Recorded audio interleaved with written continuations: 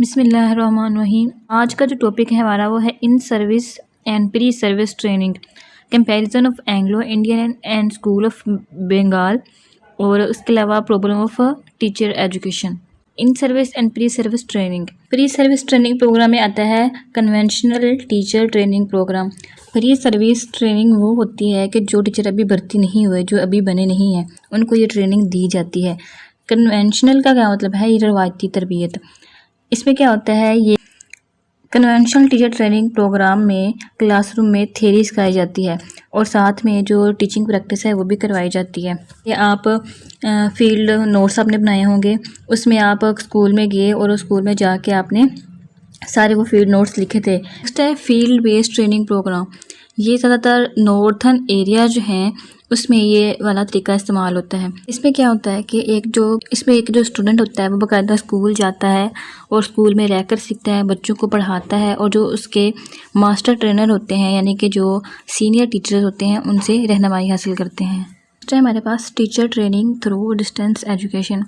ये programme Allama Iqbal open university चलाती है। इसमें क्या होता है कि जो तालिब इल्म है वो घर बैठकर इल्म हासिल करते हैं, तलीम हासिल करते हैं।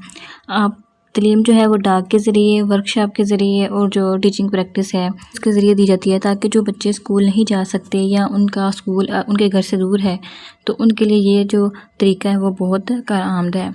इन सर्विस ट्रेनिंग प्रोग्राम किन टीचर्स के लिए होते हैं? जो टीचर्स भर्ती हो चुके हैं यानी कि स्कूल में अपनी सर्विसेज दे रहे हैं।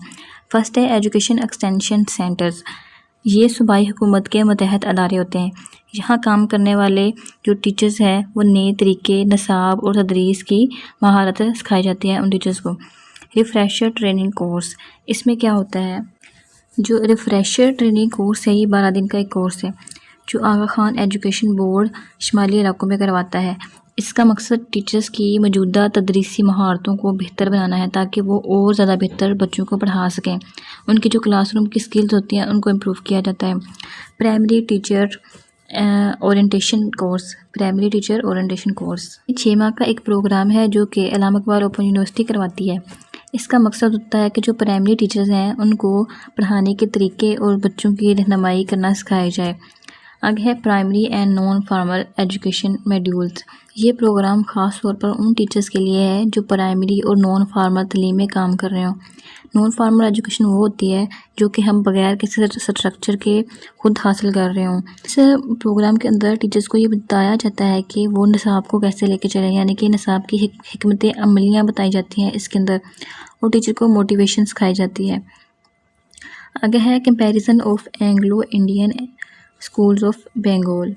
एंग्लो इंडियन लफ्ज़ उन लोगों के लिए इस्तेमाल किया जाता है जो कि हाफ़ इंडियन हो और हाफ़ ब्रिटिश हो, यानी कि उनके वालिदैन में से एक जो है वो ब्रिटिश हो और एक जो है वो इंडियन हो, या वो अंग्रेज़ जो बरसगीर में रहाइश पजीर थे, ख़ास तौर पर बरतानवी राज के दौर में, उनके लिए भी ये एंग्लो इंडियन का लफ्ज़ इस्तेमाल किया जाता है।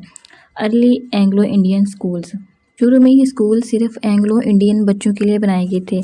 इनमें अंग्रेज़ी तर्ज़ ज़िंदगी, डिसिप्लिन और सखावत पर जोर दिया जाता था, यानी कि जब कोई स्कूल सिर्फ एक ख़ास कम्युनिटी के लिए बनाया जाए तो ये जो एंग्लो इंडियन स्कूल था वो एक ख़ास कम्युनिटी का एक स्कूल था जिसमें सिर्फ यही बच्चे जो हैं वो पढ़ने जाते थे।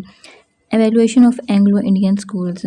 एंग्लो इंडियन स्कूल में वक्त के साथ तब्दीली आई थी, यानी कि अब इन स्कूल्स में सिर्फ एंग्लो इंडियन बच्चों को ही तालीम नहीं दी जाएगी, बल्कि इनमें ज़्यादातर जो बच्चे हैं वो इंडियन नेशनलिटी वाले भी तालीम हासिल कर सकते हैं। एंग्लो इंडियन स्कूल्स और जो बंगाली स्कूल्स थे उनमें जो कैरिकुलम था वो कैसा था? एंग्लो इंडियन स्कूल में जो उनका कैरिकुलम था वो इंडियन स्कूल सर्टिफिकेट की बेस पर था, और जो बंगाली स्कूल्स था वो रियासती बोर्ड था, यानी कि स्टेट बोर्ड। इनका जो एंग्लो इंडियन का जो मीडियम ऑफ इंस्ट्रक्शन था, यानी कि जो ज़बान वहाँ पे बोली जाती थी वो इंग्लिश थी, और जो बंगाली स्कूल है वहाँ पे जो ज़बान बोली जाती थी वो उनकी जो रीजनल लैंग्वेजेस थी वो बोली जाती हैं। एंग्लो इंडियन स्कूल्स का जो कल्चर है वो इंडियन और वेस्टर्न का मिक्सचर था, जबकि बंगाली स्कूल्स का जो कल्चर था वो रीजनल पर फोकस करता था। जो उनकी गवर्नमेंट थी वो इंडिपेंडेंट और डोमिनेशनल थी। एंग्लो इंडियन की जो गवर्नमेंट थी वो या तो खुद मुख्तार थी या जो मजहबी अदारे हैं वो चलाते हैं, जबकि जो बंगाली स्कूल्स थे उनकी जो गवर्नेंस थी वो रियासती हुकूमत के मतहत थी। इसी तरह जो स्टाफ था एंग्लो इंडियन स्कूल्स का वो वेल क्वालिफाइड यानी कि तरबियत याफ्ता था, और जो अक्सर टीचर्स थे या ज़्यादातर जो टीचर थे वो एंग्लो इंडियन ही होते थे। जबकि जो बंगाली स्कूल्स थे वहाँ पे मुख्तलिफ और जो सरकारी तरबियत याफ्ता टीचर्स होते हैं वो थे वहाँ पे। कुछ इंपॉर्टेंट पॉइंट्स हैं इनके एंग्लो इंडियन स्कूल्स। शुरू में ये स्कूल सिर्फ जो एंग्लो इंडियन बच्चे थे वो ही वहाँ पे पढ़ते थे, लेकिन फिर क्या हुआ, वक्त के साथ साथ इन्होंने जो भारतीय बच्चे थे, जो इंडियन बच्चे थे, उनका भी दाखिला शुरू कर दिया। जो यहाँ पे मीडियम ऑफ इंस्ट्रक्शन था यानी कि जो ज़बान यहाँ पे बोली जाती थी वो इंग्लिश ही थी, और जो ज़्यादा जोर दिया जाता था वो कल्चर था, यानी कि दोनों के कल्चर को वहाँ पे पढ़ाया जाता था, वो बंगाली भी और इंडियन भी। Anglo Indian versus non Anglo Indian schools, यानी कि एंग्लो इंडियन स्कूल्स और बंगाली स्कूल्स में फ़र्क क्या था। इन स्कूल्स में जो बुनियादी फ़र्क ये था कि जो एंग्लो इंडियन है वो इंडियन स्कूल सर्टिफिकेट देता था, जबकि जो बंगाली है वो या जो दूसरे आम सरकारी स्कूल्स हैं वो रियासती बोर्ड के तहत चलते थे। Distinctive features of Anglo Indian schools, in schools की ख़ास बात क्या थी? इन स्कूल्स की ख़ास बात ये थी कि इनके लिए अलग कोड ऑफ रेगुलेशन यानी कि अलग ज़ाब्ते मौजूद थे, जिससे इन्हें ज़्यादा आज़ादी हासिल थी। ज़्यादातर जो इन अदारे के सरबराह थे वो मसीह थे यानी कि क्रिश्चियन थे, लेकिन तमाम मज़ाहिब के जो बच्चे हैं वो इसमें दाखिला ले सकते थे। ग्रांट इन एड्स, इन स्कूल्स को ग्रांट मिलती थी हुकूमत की तरफ से, यानी कि फंडिंग मिलती थी ख़ास तौर पर इनकी टेंडर्स की बेस पर। लेकिन इन स्कूल्स को उस्ताद की कमी का मसला था, यानी कि जो मेल और फीमेल थे ना ग्रेजुएट या क्वालिफाइड, वो टीचर इनके पास मौजूद नहीं थे, क्योंकि जो हाईली क्वालिफाइड टीचर थे वो मुल्क छोड़कर चले गए थे आज़ादी के वक्त। 5 point programme to revitalise Anglo Indian education in West Bengal, 5 Anglo Indian schools को बेहतर बनाने के लिए एक 5 निकाती मनसूबा बनाया गया था। फर्स्ट था establishment of training college for women teachers, ख़वातीन टीचर्स की तरबियत का एक कॉलेज बनाया गया। 1955 में एक कॉलेज बनाया गया ताकि ख़वातीन को नर्सरी, केजी और प्राइमरी के स्तर पर पढ़ाने की तरबियत दी जा सके। In service training course for untrained teachers, गैर तरबियत याफ्ता उस्तादा के लिए कोर्स मुतारफ़ करवाया गया। 1957 में एक 2 साला तरबियती कोर्स शुरू किया गया ताकि जो टीचर्स पहले से पढ़ा रहे थे लेकिन तरबियत याफ्ता नहीं थे, यानी कि उनके पास ट्रेनिंग नहीं थी, उन्हें सिखाया जा सके। पोस्ट ग्रेजुएट ट्रेनिंग सपोर्ट, आला तलीम की तरबियत के लिए उनकी मदद की जाए। ऐसे मर्द और ख़वातीन को माली मदद यानी कि उनको वजीफ़ा दी जाए या छुट्टी दी जाए ताकि वो मास्टर्स या पोस्ट ग्रेजुएट की सतह तक तलीम हासिल कर सकें। रिटेन एग्जिस्टिंग टीचर्स, वो टीचर्स जो पहले से मौजूद हैं वो नौकरी छोड़कर ना चले जाएं, इसके लिए उनका रैंक बढ़ाया गया, यानी कि उनकी प्रमोशन की गई और उनकी जो पे है उसमें इजाफा किया गया। Improving teachers salaries and conditions, 1950 की दहाई में टीचर्स की तनख्वाहों और स्कूल की हालत में बेहतरी लाई गई ताकि मज़ीद लोग टीचिंग के शोबे में आ सकें। Development and problem of teacher education, teacher education की तरक्की और इसके मसाइल। Institutional and functional management of TPT, अदारा जाती और अमली इंतज़ामिया। TPT क्या है? Teacher professional development. अब पाकिस्तान में टीचर प्रोफेशनल डेवलपमेंट के निज़ाम में बहुत सारे मसाइल हैं। There is a lack of coordination, हुकूमत का मुख्तलिफ सतह के ऊपर आपस में रब्ता ही नहीं है, कोऑर्डिनेशन ही नहीं है, और जो दूसरे ग्रुप हैं वो TPT को मैनेज कर रहे हैं। वो सिस्टम जो TPT को मैनेज कर रहे हैं वो ना तो शफाफ है और ना ही ऑर्गेनाइज। इंटर टायर कोऑर्डिनेशन, हुकूमत के दरमियान हम आहंगी के लिए वफाकी और सूबाई दोनों की ज़िम्मेदारी होती है, लेकिन इनके दरमियान अक्सर पॉलिसियों पर इख्तलाफ रहता है। ज़िली सतह पर सूबाई हुकूमत की मुदाखलत से मसाइल पैदा होते हैं। नेक्स्ट है हमारे पास गवर्नेंस एंड इंस्टीट्यूशनल सेटिंग्स। हर सूबे का टीचर ट्रेनिंग का जो निज़ाम होता है वो मुख्तलिफ होता है, यानी कि अलग होता है। पूरे मुल्क में एक जैसा कोर्स या म्यार नहीं मिलता आपको देखने के लिए। The connection between federal and provisional government is week, ख़ासतौर पर बलूचिस्तान में जो वफाक यानी कि फेडरल और जो प्रोविजनल यानी कि सूबाई हुकूमत होती है उसका आपस में जो राब्ता है वो नहीं होता या ना होने के बराबर होता है या कमज़ोर होता है। Donor coordination issue, donor coordination का क्या मतलब होता है कि पाकिस्तान में कुछ ऐसे इदारे हैं जो कि बाहर से उनकी इमदाद आती है, यानी कि अगर वो बाहर से इमदाद ना आए तो वो जो इंस्टीट्यूट हैं, वो जो इदारे हैं, वो नहीं चलते। तो जो बैरूनी इमदाद वाले मंसूबे होते हैं वो अक्सर जो है उनका जो टाइम होता है वो बहुत मुख्तसर होता है। तो ऐसे प्रोजेक्ट होते हैं यानी कि जो कि डोनर प्रोजेक्ट होते हैं, इनके दरमियान भी आपस में कोऑर्डिनेशन नहीं होती। तो इसके लिए एक नया प्लानिंग विंग बनाया गया है ताकि इन मंसूबों में भी हम आहंगी पैदा हो। पंजाब इस सिलसिले में सबसे आगे जा रहा है। Governance and private sector involvement, जो प्राइवेट अदारे होते हैं वो भी टीचर ट्रेनिंग में शामिल हैं, लेकिन इनके लिए वाज़िया कानून या पॉलिसी नहीं है।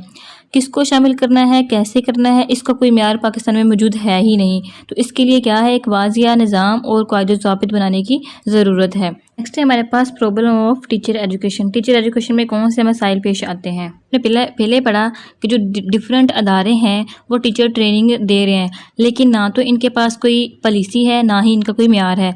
तो गवर्नमेंट को इस बात का इल्म भी है, लेकिन इसकी तरफ से अभी तक कोई सिंगल स्टेप नहीं लिया गया कि टीचर ट्रेनिंग को हमने कैसे बेहतर बनाना है। सबसे पहला जो मसला है टीचर एजुकेशन का वो है लैक ऑफ क्लियर गाइडलाइन, यानी कि कोई क्लियर गाइडलाइन है ही नहीं, कोई पॉलिसी बनाई ही नहीं गई, कोई म्यार बनाया ही नहीं गया। ऐसे ही है जैसे कि एक स्कूल में बगैर किसी पॉलिसी के, बगैर किसी हेड के वो स्कूल चल रहा है, और इसमें क्या है, हर टीचर अपनी मर्ज़ी से बच्चों को पढ़ाता है। अगर तो उसका दिल कर रहा है वो क्लास में जाए, अगर उसका दिल नहीं करता वो क्लास में नहीं जाता। ठीक है, इसी तरह ये सिलसिला चल रहा है टीचर एजुकेशन के साथ। दूसरा इशू है वो है टू मैनी इंस्टीट्यूट्स, यानी कि बहुत ज़्यादा ट्रेनिंग इदारे वो बन चुके हैं, लेकिन इनमें हम आहंगी ही नहीं है।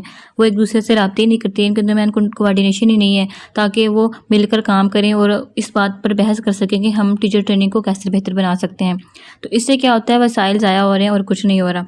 Lack of coordination between institute, अदारों के दरमियान राब्ते की कमी है, जिसके हमने पहले पढ़ा। लैक ऑफ इंसेशनल स्किल्स, जो ज़रूरी सलाहियत होती हैं उसमें कमी है। बहुत सारे जो टीचर हैं उनके पास वो महारतें ही नहीं होती, वो स्किल्स ही नहीं होती जिससे वो बच्चों को बेहतरीन तरीके से पढ़ा सके, यानी कि इफेक्टिव टीचिंग नहीं होती। रिक्वायरमेंट इश्यूज़, यानी कि भर्ती का इशू, जो टीचर्स आ रहे होते हैं उनके पास महारतें तो होती नहीं हैं। तो क्या होता है, या तो वो सिफारिश के ऊपर आ रहे होते हैं या उनको वैसे रख लिया जाता है उनकी काबिलियत को जांचे बगैर। आउटडेटेड कैरिकुलम, जो हमारा कैरिकुलम है वो पुराना निसाब है, यानी कि सदियों से वही एक निसाब चल रहा है। तो निसाब को ऐसा होना चाहिए कि ना सिर्फ अगर वो मैं पढ़ रही हूँ तो मुझे फ़ायदा हो, बल्कि जो आने वाली आगे नस्लें हैं उसको भी उसका फ़ायदा होना चाहिए। आउटडेटेड ट्रेनर, अब जो हमारे पास टीचर हैं वो भी बहुत पुराने हैं, उनके पास वो तलीम ही नहीं है जो कि जदीद है। अब उन्हें इस चीज़ का पता ही नहीं है कि जो जदीद टेक्नोलॉजी है वो क्या है और उसका यूज़ कैसे करना है। Pre service teacher training problems, अब जो मुलाजमत से पहले, किसी को हायर करने से पहले जो तलीम दी जाती है, जैसे कि हम बीएड कर रहे हैं, वो ये इफ़ेक्टिव नहीं है, वो अच्छी तरीके से दी नहीं जा रही टीचर्स को। इन सर्विस टीचर ट्रेनिंग प्रॉब्लम्स, अब जो टीचर भर्ती हैं उनके लिए भी ज़रूरत होती है कि वो वक्त के साथ साथ हर साल या हर 6 महीने के बाद टीचर ट्रेनिंग लेते रहें, लेकिन वो टीचर ट्रेनिंग उनको मिल ही नहीं रही। लैक ऑफ सपोर्ट, कुछ टीचर हैं वो स्कूल में अच्छा पढ़ा रहे होते हैं लेकिन उनको उस तरह सपोर्ट नहीं किया जाता जिस तरह कि उनको करना चाहिए, तो इससे क्या होता है, वो डीमोटिवेट हो जाते हैं। नो करियर ग्रोथ, क्या होता है कि जब जो टीचर अच्छे टीचर हैं वो अच्छा पढ़ा रहे हैं लेकिन वो किसी की नज़र में आ ही नहीं रहे, स्कूल में चेकिंग का सिस्टम ही नहीं है कि कौन सा टीचर अच्छा पढ़ा रहा है और कौन सा नहीं, तो क्या होता है कि टीचर्स के लिए तरक्की करने का जो मौका है उनको वो मिलता ही नहीं है, उनको प्रमोट ही नहीं किया जाता। लैक ऑफ मॉनिटरिंग, स्कूल में प्रॉपर मॉनिटरिंग का सिस्टम ही नहीं है, हेड देखता ही नहीं है कि कौन सा टीचर अपना लेक्चर प्रॉपर ले रहा है और कौन सा नहीं, किसकी क्लास अच्छा परफॉर्म कर रही है और किसकी नहीं। तो जो अच्छा टीचर है वो पीछे रह जाता है, तो इस तरह वो डीमोटिवेट भी होता है। डोनर फंडिंग प्रोग्राम्स, ऐसे अदारे जो कि बैरूनी इमदाद से चल रहे होते हैं, इससे क्या होता है कि जो टीचर्स की बुनियादी ज़रूरियात हैं वो पूरी नहीं होती, टीचर्स को उतनी पे नहीं मिलती जितनी उनको मिलनी चाहिए। हाई कॉस्ट लो क्वालिटी, जो टीचर ट्रेनिंग प्रोग्राम्स हैं वो उनकी कॉस्ट तो बहुत ज़्यादा है लेकिन उनका म्यार इतना अच्छा नहीं है, ना ही उनके नतीजे इतने अच्छे होते हैं। Effective pre service training programs, तय तरबियत वाले प्रोग्राम होते हैं वो इतने मौसर नहीं होते जितना पैसा और उन पर वक्त लगता है। पुअर बजटिंग, जो बजट है उनका वो बहुत ख़राब होता है, अक्सर ट्रेनिंग प्रोग्राम के लिए जो मुनासिब बजट है वो नहीं होता, या बजट सही जगह पर इस्तेमाल नहीं हो रहा, लोग करप्शन कर जाते हैं उसके अंदर। एफिशिएंट यूज़ ऑफ रिसोर्सेज, जो रिसोर्सेज हैं, जो वसाइल हैं, इनका गलत इस्तेमाल किया जाता है। जो ज़्यादातर बजट है सिर्फ वो पे पर खर्च होता है, तरबियत या जो सीखने के मवाद पर वो बजट लगता ही नहीं। असल मकसद उसका ये था कि जो टीचर है उनको बेहतरीन तरबियत दी जाए, लेकिन इस काम के लिए वो जो बजट है वो यूज़ नहीं होता। टीचर क्वालिटी, अच्छे तालिब इल्म तभी निकलेंगे जब जो टीचर है वो अच्छा होगा, बेहतरीन होगा। इसलिए जो टीचर की तालीम है और उसकी जो तरबियत है वो बहुत अहम है। आगे है रिकमेंडेशन है थोड़ी सी, जो कि जिससे हम जो टीचर ट्रेनिंग प्रोग्राम है उसको बेहतर बना सकते हैं।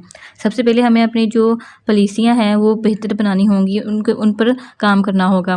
फिक्सिंग दी इंस्टीट्यूशनल पजल्स, जो अदारे हैं उनको आपस में कोऑर्डिनेशन करना होगा, उनको आपस में राब्ता करना होगा।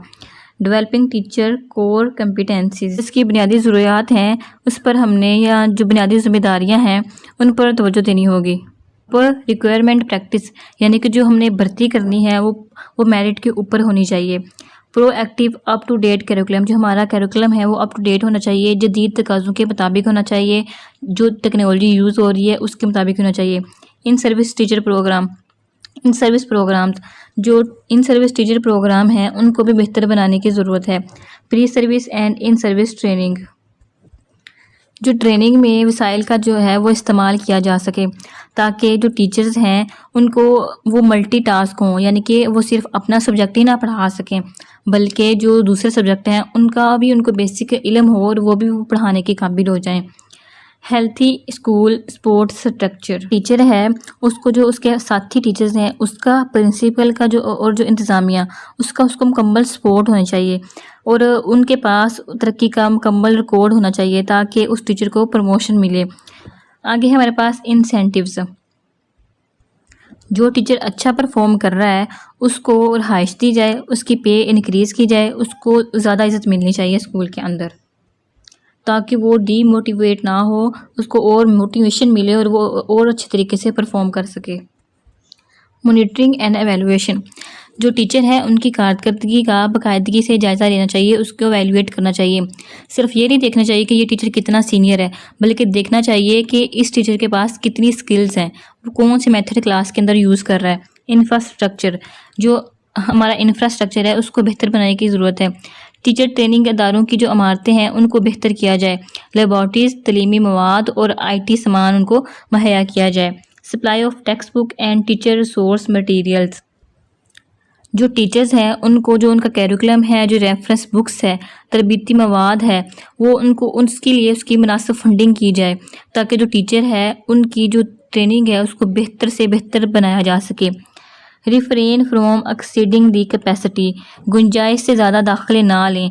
जो ट्रेनिंग अदारे हैं उसमें जितनी ज़रूरत है, जितनी कैपेसिटी है, उतने ही टीचर्स का एडमिशन किया जाए, उतने ही टीचर्स की ट्रेनिंग की जाए, उससे ज़्यादा ना किया जाए। Non formal teachers,